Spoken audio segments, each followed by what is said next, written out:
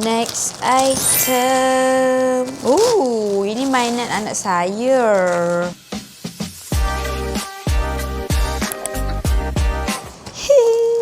Sebab sekarang Rus dah 2 tahun lebih. So, dia memerlukan mainan yang besar dah lah kan. Sebab sekarang mainan-mainan dia semua mainan yang kecil-kecil lagi.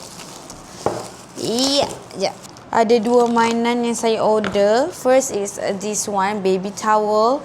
Rus dah ada dah yang towel ni. Tapi dia macam hilang-hilang. Dia tak komplit. Sebab yang towel tu aku beli masa dia baby kan. Sekarang dia dah besar, kena cari balik lah. And then aku tengok kat kedai ni dia je murah. So aku belilah. Ni untuk stacking. Terus dah pandai stacking. Cuma dia tak pandai ikut saiz dia lagi. So baguslah kalau dia main stacking ni untuk dia punya tangan semua kan.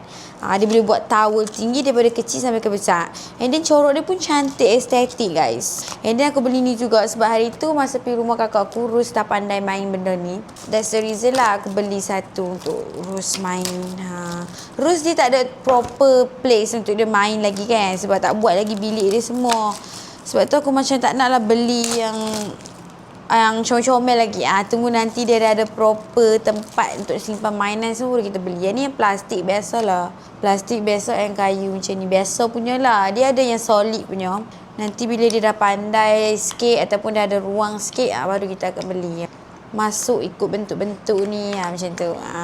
So dia kena menggunakan banyak otak, tangan dan sebagainya lah. Gitu. Banyaklah kelebihan-kelebihan yang apa boleh cari. Kalau hampa nak tahu lagi detail, okey?